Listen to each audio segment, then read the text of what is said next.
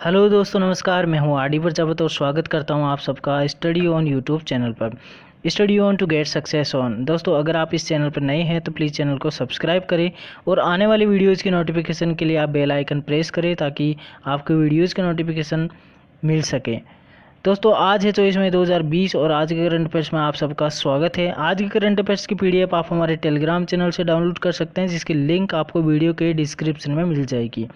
दोस्तों, आज का मोटिवेशन कोट हमने रखा है, यदि आप आज कुछ करने की ठाने तो उसे करें, क्योंकि अब से 20 साल बाद आप उन चीज़ों से ज़्यादा निराश होंगे जो आपने नहीं की थी। जी हाँ दोस्तों, तो अगर आज आपने कोई सपना सोच रखा है या किसी चीज़ के लिए आप अभी तैयारी कर रहे हैं तो आप उस तैयारी को कंटिन्यू रखिए और पढ़ते रहिए, मेहनत करते रहिए, उसी से सफलता मिलेगी। दोस्तों, अगर आज आपने मेहनत नहीं की तो आने वाले समय में आपको निराशा ही हाथ लगेगी। तो उस टाइम पे आप यही सोचेंगे कि यार उस टाइम पे काश मैं ये कर लेता, ये मेहनत कर लेता तो बढ़िया रहता। तो आप बस लगे रहिए, अपने मेहनत करते रहिए और अपने आप को मोटिवेटेड रखिए। इसी के साथ में शुरू करते हैं आज 24 मई 2020 के करंट अफेयर्स का वीडियो। आज का जो पहला इंपॉर्टेंट क्वेश्चन है दोस्तों, वो है हाल ही में एनटीपीसी और ओएनजीसी ने एक संयुक्त उद्यम कंपनी स्थापित करने के ज्ञापन पर हस्ताक्षर किए हैं। एनटीपीसी के वर्तमान अध्यक्ष कौन है? ऑप्शन है प्रमोद माथुर, शशि शंकर, गुरदीप सिंह, इनमें से कोई नहीं। तो यहाँ जो है ऑप्शन सी सही है। जो गुरदीप सिंह है वो है एनटीपीसी लिमिटेड के वर्तमान अध्यक्ष। आइए इसकी डिटेल्स चेक कर लेते हैं कि क्या है डिटेल्स।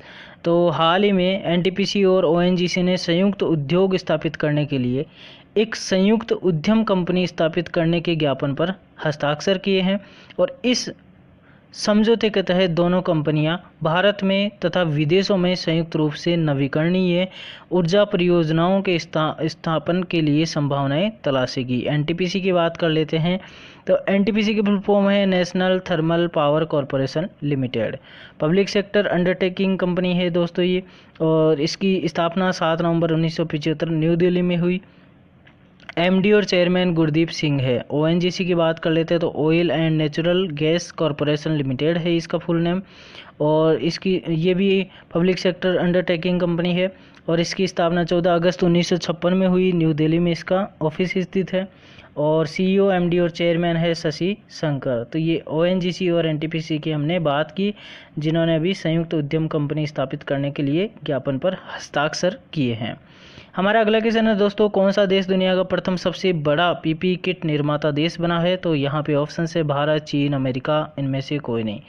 तो ये ऑप्शन जो है बी सही है। चीन जो है अभी पीपीई किट निर्माताओं में सबसे प्रथम देश बना है और दुनिया का सबसे बड़ा पीपीई किट निर्माता चीन बन गया और पीपीई किट उत्पादन में भारत दूसरे स्थान पर है। भारत पीपीई उत्पादन में स्वदेशी तकनीकों पर जोर दे रहा है, जिससे पीपीई किट का उत्पादन बढ़ा है। भारत में हर दिन 2.6 लाख पीपीई किट निर्मित किए जा रहे हैं।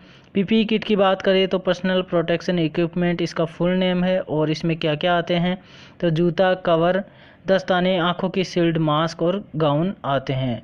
यहाँ चीन की बात कर लेते हैं दोस्तों, तो चीन की स्थिति हमारे भारत से देखिए उत्तर पूर्व की साइड में है, यहाँ पे देख सकते हैं, और इसकी सीमाएं भारत के साथ में लगती भी है। यहाँ पे नेपाल, भूटान और तिब्बत के साथ में भी सीमाएं बनाता है, और भी देश इसके साथ में सीमाएं बनाते हैं। तो आप इसको चेक कर सकते हैं और कमेंट करके बताइए आप जिन जिन देशों के बारे में जानते हैं जो कि चीन के साथ में सीमाएं बनाते हैं। यहाँ चीन की और बात करें तो राजधानी बीजिंग है, राष्ट्रपति शी जिनपिंग है, प्रधानमंत्री ली कचियांग है, मुद्रा रेन मिनबी है। क्षेत्रफल की दृष्टि से चीन जो है विश्व में चौथा स्थान रखता है। जनसंख्या की दृष्टि से चीन विश्व में पहला स्थान रखता है और चीन की स्थिति पूर्वी एशिया है। तो ये चीन की बात हमने की है दोस्तों। आप स्क्रीनशॉट लेकर के इसको सेव करके रखिए या फिर पीडीएफ भी डाउनलोड कर सकते हैं इसकी। वर्तमान समय में अगला क्वेश्चन हमारा, वर्तमान समय में विदेशी मुद्रा भंडार में भारत का विश्व में कौन सा स्थान है? ऑप्शन से 8वां, 9वां, 10वां, इनमें से कोई नहीं। तो यहाँ पर 8वां स्थान जो है भारत का है, विदेशी मुद्रा भंडार में है। अभी हाल ही में जो है इसकी डिटेल चेक कर लेते हैं क्या है इसके बारे में। भारत का विदेशी मुद्रा भंडार 15 मई 2020 को यानी सप्ताह के अंत में 1.7 बिलियन डॉलर की वृद्धि के साथ में 487.04 अरब डॉलर पहुंच गया है। और विदेशी मुद्रा भंडार को फॉरेक्स रिजर्व या फिर आरक्षित निधियों का भंडार भी कहते हैं। विदेशी मुद्रा भंडार में चीन विश्व में पहला स्थान रखता है। तो ये चाइना की बात है। विदेशी मुद्रा जो है चाइना के पास बहुत सारी है वो विश्व में पहला स्थान रखता है विदेशी मुद्रा भंडार में। अगला क्वेश्चन हमारा, हाल ही में किस देश ने ओपन स्काईज संधि से अलग होने की घोषणा की है? ऑप्शन है अमेरिका, रूस, चीन, इनमें से कोई नहीं। तो यहाँ ऑप्शन ए सही है। अमेरिका ने हाल ही में जो घोषणा की है कि वह ओपन स्काई संधि से अलग हो जाएगा, और उसके लिए जो है अमेरिकी जो राष्ट्रपति डोनाल्ड ट्रंप ने ओपन स्काई संधि से अलग होने की बात कही है। और राष्ट्रपति ट्रंप ने इसके पीछे का जो कारण बताया वो बताया कि रूस के द्वारा जो है संधि की अवहेलनाएं की जा रही है। ओपन स्काई संधि क्या है, तो इसको देख लेते हैं। 2002 में 34 देशों के बीच में ओपन स्काई संधि हुई थी, और इस संधि के तहत जो है कोई भी देश जो इसका सदस्य है वो निहत्थे हवाई निगरानी रख सकता है, और इस संधि का उद्देश्य सुरक्षात्मक पारदर्शिता को बढ़ाना था। भारत इस संधि का सदस्य देश नहीं है। या अमेरिका की बात कर लेते हैं दोस्तों। तो अमेरिका का ये जो है ये मैप है, और राजधानी वाशिंगटन डीसी है, राष्ट्रपति डोनाल्ड ट्रंप है, मुद्रा अमेरिकी डॉलर है। भारत से इसकी स्थिति देखें तो यहाँ पर पश्चिमी साइड में जो है अमेरिका स्थित है, और ये इसकी स्थिति है। यहाँ पर अटलांटिक ओशियन है, यहाँ पर पैसिफिक ओशियन है, ये हवाई है, यहाँ पर अलास्का है, यूएसए। तो यहाँ पे आप देख सकते हैं, और भी इसकी स्थिति के बारे में आप कमेंट करके बताएंगे कि यहाँ पे कौन कौन से देश इसके साथ में सीमाएं बनाते हैं, या फिर कौन से जो है महासागर यहाँ पर स्थित है, और भारत से इसकी स्थिति किस तरफ है। ठीक है दोस्तों, तो इतनी सारी बातें आप कमेंट करके हमें बता सकते हैं। हाल ही में पूर्व टेनिस खिलाड़ी एशले कूपर का निधन हो गया है, वे किस देश से थे? तो यहाँ पर ऑप्शन है ऑस्ट्रेलिया, जापान, भारत, इनमें से कोई नहीं। तो जो एशले कूपर थे वो एक टेनिस खिलाड़ी थे, और ये ऑस्ट्रेलिया के निवासी थे, ऑस्ट्रेलिया के प्लेयर थे, बेस्ट प्लेयर थे ये।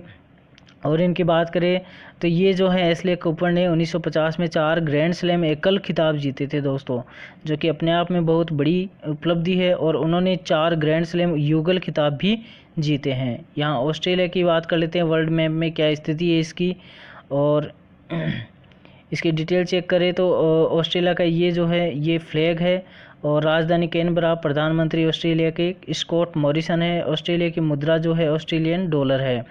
भारत से यहाँ के मतलब जो है दक्षिण पूर्व की साइड में इसकी स्थिति है, ये जो रेड कलर में दिखाया हुआ है ये ऑस्ट्रेलिया है यहाँ पे वर्ल्ड मैप है। अगला हमारा क्वेश्चन है दोस्तों, आरबीआई ने लोन की ईएमआई में लॉकडाउन के कारण दी गई छूट को कितने अतिरिक्त महीनों के लिए बढ़ाया है? ऑप्शन से 4 माह, 3 माह, 2 माह, इनमें से कोई नहीं। तो आरबीआई ने हाल में जो घोषणा की है कि वह 3 माह के लिए ईएमआई छूट को आगे बढ़ा रहा है। मतलब लॉकडाउन के टाइम पे जो लोन की किस्त थी उस किस्त को आगे 3 महीने बाद में जमा करवा सकते हैं। ठीक है दोस्तों, तो यहाँ पे और डिटेल चेक कर लेते हैं अपन। कोविड-19 के कारण लॉकडाउन में जो आरबीआई ने लोन की किस्त की ईएमआई को चुकाने के लिए 3 महीने की छूट दी थी, अब उस छूट को अगले 3 महीने के लिए यानी कि जून, जुलाई, अगस्त तक बढ़ाया गया है। भारतीय रिजर्व की बात करें तो रिजर्व की बैंक की जो है 1 अप्रैल 1935 को स्थापना हुई। मुख्यालय मुंबई महाराष्ट्र में स्थित है, और आरबीआई के गवर्नर शक्तिकांत दास है।